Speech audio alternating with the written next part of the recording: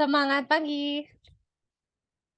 Rekan-rekan, ini adalah video ketiga ya dalam penjelasan tentang observasi yang merupakan salah satu materi bahan ajar asinkronus untuk mata kuliah asesmen psikologi.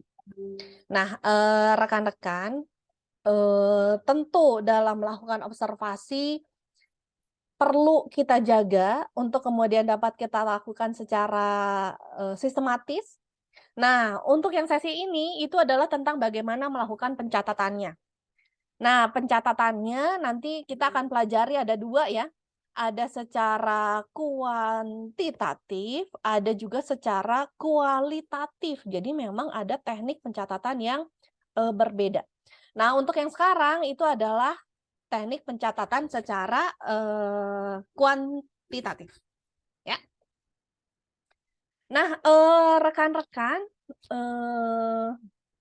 kalau kita lihat teknik pencatatan dalam melakukan, observasi, itu akan kita sesuaikan dengan tujuan. Jadi nanti kita akan pelajari bahwa, oh ternyata dalam kuantitatif tuh banyak ya ragamnya. Nah, mana yang kita pakai, itu yang paling bisa memberikan data terkait dengan sampel, responden, subjek, terkait dengan tujuan observasi itu dilakukan. Jadi, kita harus tentukan dulu observasinya itu dalam rangka apa, untuk mencari tahu tentang apa, sehingga pencatatannya kayak gimana untuk kemudian kita dapat memperoleh data yang optimal gitu, dari, kegiatan observasi yang kita lakukan. Apa aja itu? Nah, ada yang namanya dengan behavioral telling, ada yang namanya charting, ada yang namanya participation chart, ada yang namanya checklist, ada yang namanya rating scale. Nah, mungkin banyak, ada beberapa lagi ya yang lain ya, tapi dalam hal ini dipelajarinya adalah 5 untuk teknik pencatatan secara kuantitatif. Kita pelajari satu-satu ya. Oh, sebelumnya kita lihat dulu, mengamati ya, kita amati ya video yang satu ini, silakan. Street nuts, Mr. Meth. You know how we do. Shakable. Free drinks in the house. Ya, nah, ini sebetulnya video yang dibuat saat iseng ya, saat saya lagi rapat. Ini yang di sebelah tuh, rekan saya, dosen juga, tapi di universitas swasta di Bandung. Yang di belakang itu dosen juga, yang ngeliatin ibu-ibu ini ngapain sih gitu ya. Tapi beda universitas, salah satu universitas negeri di Bandung.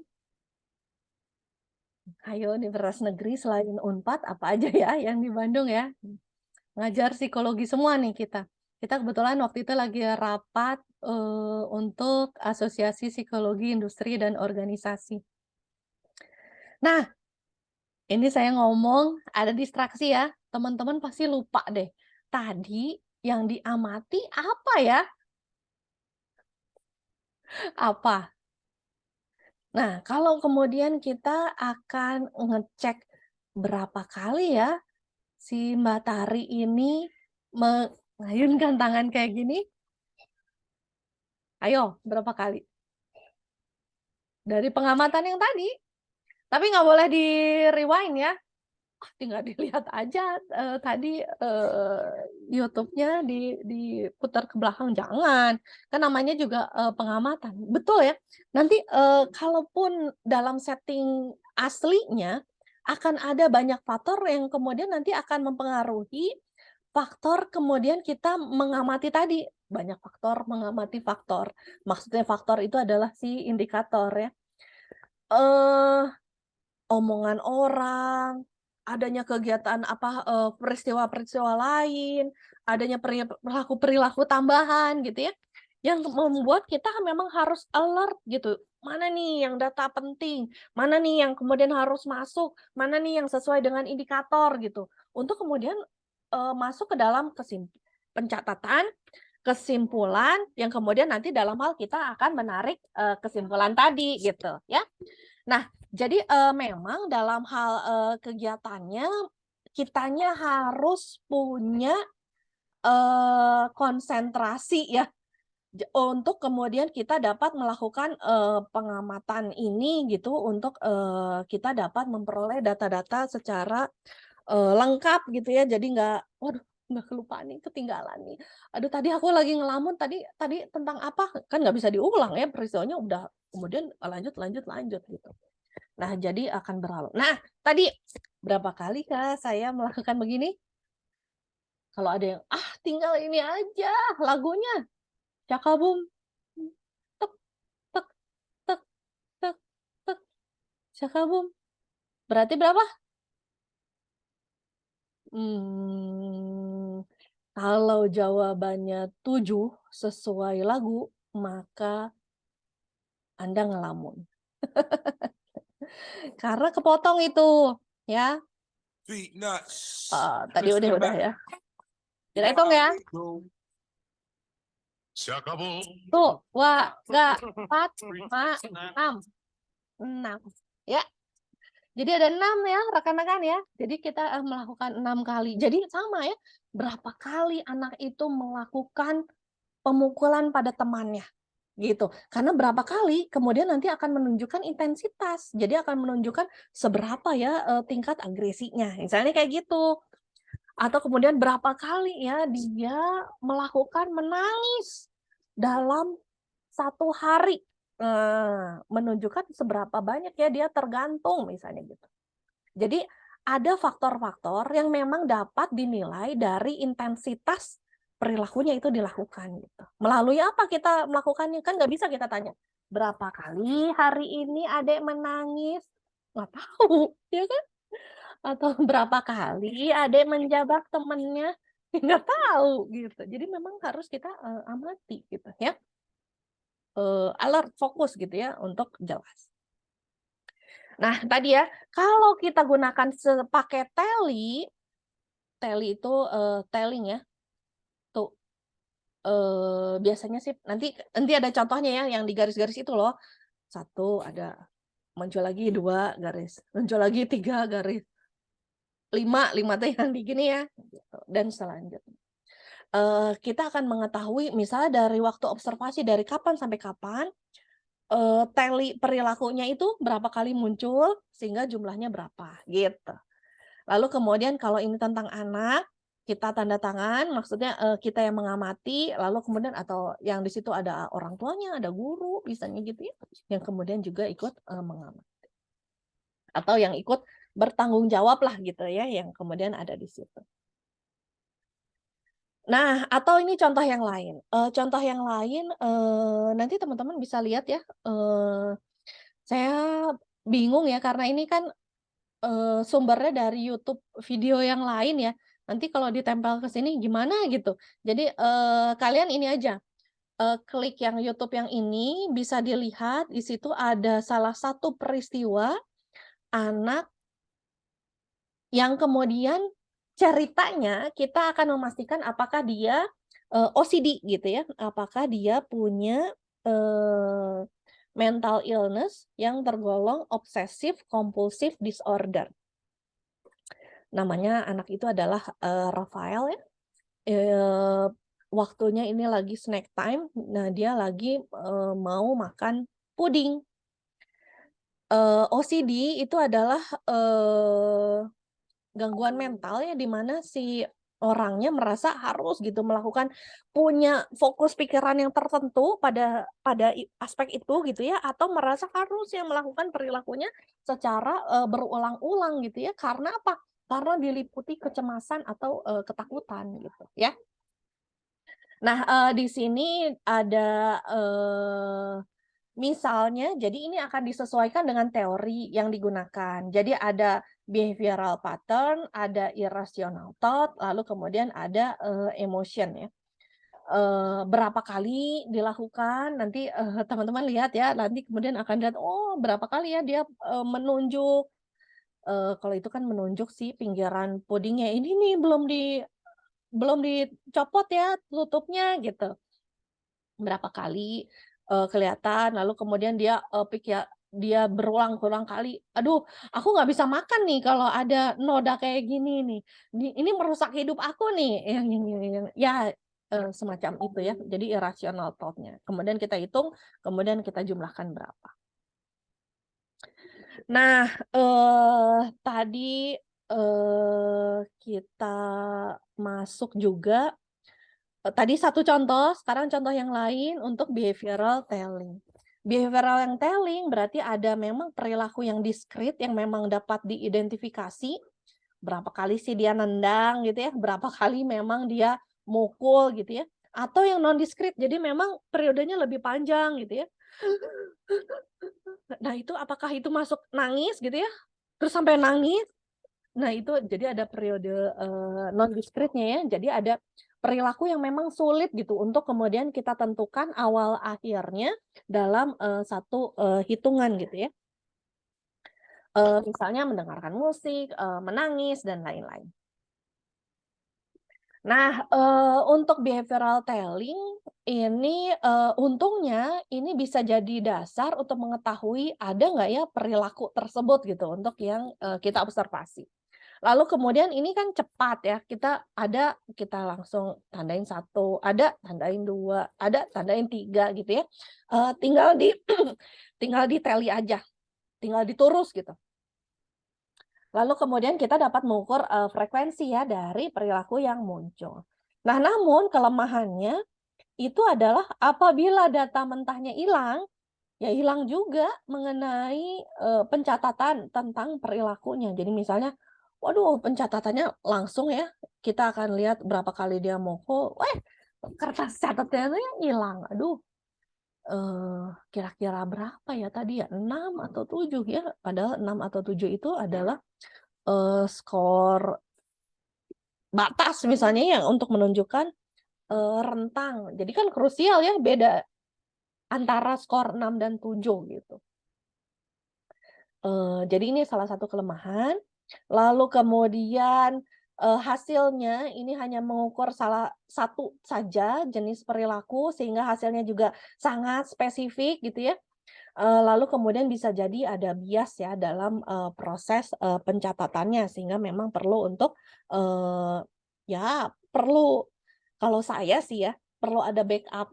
Nanti kemudian kita akan pelajari di, pertemuan berikutnya ya tentang, kalau secara kualitatif kayak gimana ya. Oke. Nah berikutnya ini adalah charting.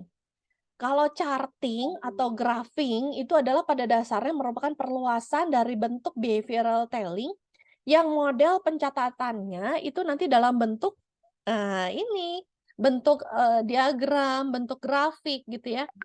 Nah, ini akan memudahkan kita untuk mengenali, oh berarti indikator 1, indikator 2, indikator 3 ini nggak sebanding nih dengan indikator 4. Indikator 4 nih yang paling dominan gitu untuk menggambarkan misalnya perilaku agresif, atau si OCD Rafael ini lebih kepada emosional misalnya, atau lebih pada perilakunya, atau lebih pada irrational thought misalnya, seperti itu. Nah, sehingga ini akan memudahkan kita dalam hal, melakukan, interpretasi ya, dari apa yang ditampilkan, lalu kemudian eee, kita catat, kemudian kita akan kenali mana nih yang dominan untuk si, menegakkan diagnosa ini gitu ya. Nah, ini yang kemudian juga akan memberikan, informasi dengan lebih cepat. Charting atau grafik ya. Nah, contoh pencatatannya kayak gini, kalau charting, kalau tadi contoh hasilnya ya dibuat, chart atau, grafik. Nah, kalau ini, bergantungnya pada, variabelnya apa, lalu kemudian identifikasi critical datanya itu apa saja, misalnya behavioral pattern, perilakunya ada yang bersifat singular, sekali atau, compulsion, berulang-ulang. atau thought-nya, pemikirannya ada yang logik atau illogic, nggak logis gitu ya, atau emosinya gitu ya, calm atau distress gitu ya terkait dengan emosi tersebut. Nah, ini kemudian kemudian akan memberikan informasi tentang, oh betul ya ini ada compulsion, ada illogical thought, ada distress yang kemudian akan memberikan data untuk menegakkan diagnosa adanya OCD. Nih, dengan adanya kategorisasi tadi, gitu ya. Nah, kalau ini contoh penulisan charting-nya, tadi kategorinya berarti skornya apa, berarti gambarnya kayak gini ya, berarti sama semua ya. OCD-nya, baik itu dari behavioral pattern, dari thought atau pemikiran, maupun dari sisi emosi. Nah, contoh yang lain itu adalah dari sisi checklist ya. Nah, kalau checklist itu adalah teknik pencatatan, ada atau tidak ada. Kalau ada di checklist, nggak ada ya nggak usah. Ada juga yang kalau nggak ada berarti disilang gitu ya, supaya memastikan bukannya kelewat gitu, tapi memang tidak ada gitu. Nah, ini kita harus pastikan spesifik behavior-nya kayak gimana, lalu kemudian given konteksnya kayak gimana. Nah, ini akan memberikan static description tentang apa sih karakteristik individu dalam setting yang tidak berubahnya itu seperti apa, dan action description. Jadi artinya ada specific behavior selama periode observasi. Nah, itu kayak gimana gitu ya. Nah, kita lihat contohnya ini. Contohnya, kalau isi checklist-nya misalnya untuk anak ya, dia dapat duduk, diam 2 menit, menggunakan pinset, tahu lah pinset lah ya, untuk ambil benda-benda kecil, cabut uban nih biasanya atau cabut alis ya. Atau kemudian dia mengerjakan dengan otot kecil ya. Atau kemudian melangkah, keseimbangan dengan lebar yang 10 senti bisa atau enggak, atau dapat menggunting. Kita akan mengecek bagaimana sih kematangan motorik, anak usia 3 tahun, misalnya gitu ya. Keterangannya ini bisa diobservasi, lalu kemudian otot kecilnya itu berarti apa, berarti kita harus punya ya pengetahuan tentang otot kecil, dapat menggunting itu kayak gimana. Jadi memang kita harus memperjelas diri nih dari kriteria yang ada supaya kita mengamati faktor yang memang jelas secara sistematis gitu untuk kemudian kita dapat mendapatkan data. Nah, di sini kita bisa lihat reliabilitas dan validitas checklist-nya itu dari kriteria intra-observer reliability. Apa itu?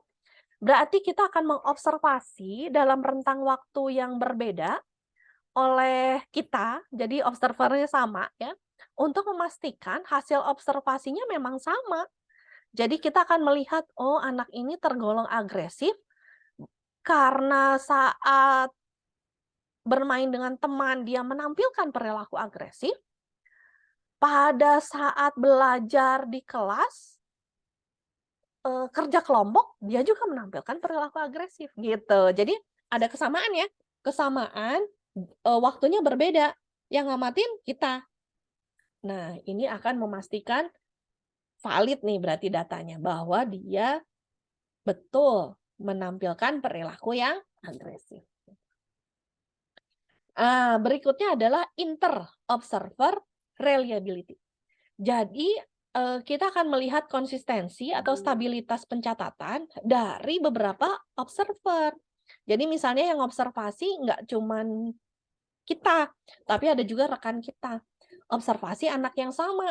Kemudian untuk mengambil kesimpulan yang sama, apakah anak tersebut tergolong agresif atau tidak gitu ya. Jadi kemudian kita akan bandingkan penilaiannya gitu ya. Jadi ada iterator tadi. Nah, lalu kemudian ada validitas checklist. Artinya kita akan mengukur perilaku, keterampilan, atau karakteristik sesuai dengan tujuan checklist-nya. Udah termasuk semua nggak nih untuk kemudian mengukur OCD? lengkap nggak atau misalnya kurang gitu ya. Jadi kekurangtahuan tentang si OCD ya tentu saja ya akan mempengaruhi kualitas dalam penegakan diagnosa OCD melalui observasi. Kenapa? Karena indikatornya kita nggak lengkap gitu ya. Nah, berikutnya itu adalah jenis checklist. Artinya, checklist yang digunakan untuk mengukur ada atau tidak adanya perilaku tanpa dibatasi waktu dan konteks. Lalu kemudian ini juga bisa jadi ya ada dasar norma usia. Kenapa? Ya iya, karena dari ini ya, dari perkembangan individu ya. Eh, Remaja berbeda dengan dewasa, berbeda dengan anak gitu ya, ya sehingga perilakunya bisa jadi berbeda ya, sehingga indikatornya bisa jadi berbeda walaupun sama-sama mengukur agresivitas gitu ya. Agresif anak sama nggak dengan agresif dewasa? Agresif dewasa masih dalam bentuk mencubit nggak gitu ya atau yang lain gitu ya. Jadi kita akan lihat ini perkembangannya seperti apa untuk kemudian kita buat checklist-nya kayak gimana ya. Nah, sehingga kalau kita pakai checklist, ini bisa digunakan untuk menelaah ada atau nggak ada nih suatu perilaku berdasarkan kriteria yang dinilai. Keuntungannya bisa efisien, waktunya juga cepat untuk bisa dikerjakan gitu ya. Namun nggak mendetail karena hanya berupa ada atau tidak ada.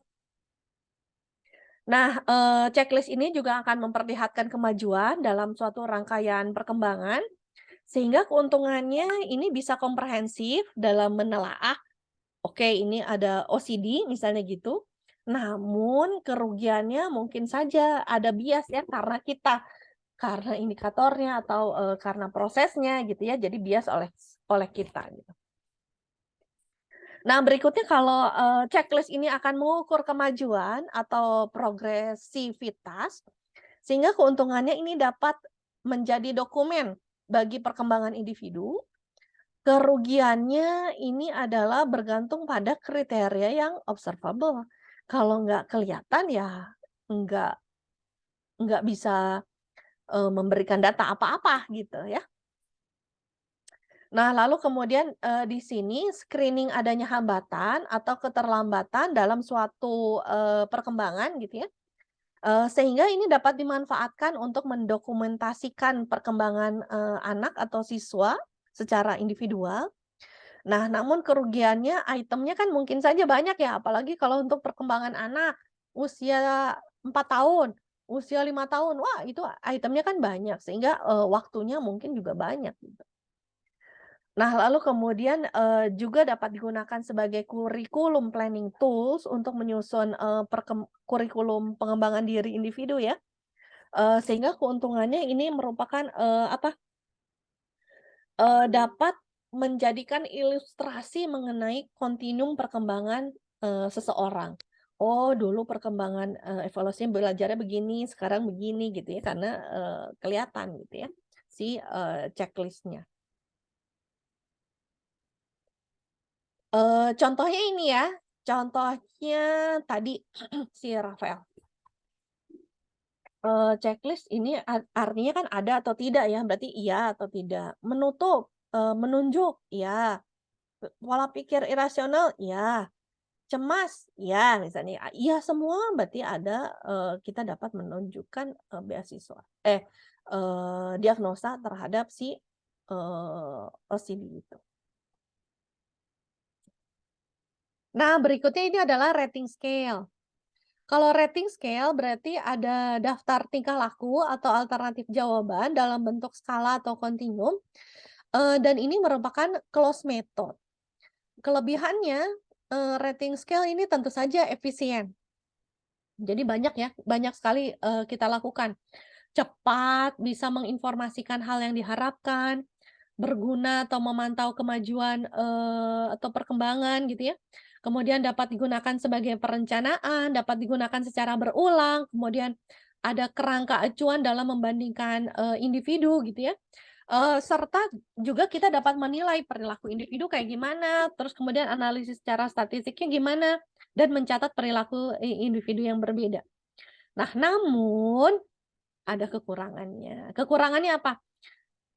Kita nggak punya data mentah, karena kan, sudah langsung berupa, rating ya, ratingnya 3, 2, 1, 4, 5 gitu ya. Kemudian yang kedua, ini bisa jadi tidak objektif, 2 itu apa, 3 itu apa gitu ya, makanya perlu ada definisi yang jelas tuh tentang skor 2, tentang skor 3 gitu ya. Belum lagi ada yang di antara 2 dan 3. Nah, ini bisa jadi berarti, tidak objektif. Bisa juga ada bias observer ya, kita memasukkan 3 karena tadi ada central tendency, kita cenderung masukinnya ke 3, misalnya gitu. Lalu kemudian apabila ada perilaku-perilaku lain di luar kerangka, itu nggak bisa kita masukkan karena ratingnya hanya ada itu, hanya ada indikator si 5 ini, misalnya gitu. Lalu kemudian ini juga kurang sensitif ya apabila kita mau menilai perbedaan individu. Karena 3 si A punya agresivitasnya 3, dengan si B agresivitasnya 3, itu tuh nggak kelihatan. Padahal perilakunya berbeda gitu. Kita menilai perilaku agresifnya sama-sama 3. Nah, nggak kelihatan lagi perilakunya kayak gimana. Misalnya yang A itu cenderung verbal, yang B itu cenderung fisik. Beda kan? Beda banget malah. Tapi nggak kelihatan gitu, ya. Lalu kemudian ada low inter-observer reliability, tidak bisa dibandingkan ya antara satu rater dengan rater yang lain ya. Karena tadi cenderung sama-sama 3, dah sama. Padahal nanti ininya kualitasnya berbeda misalnya gitu.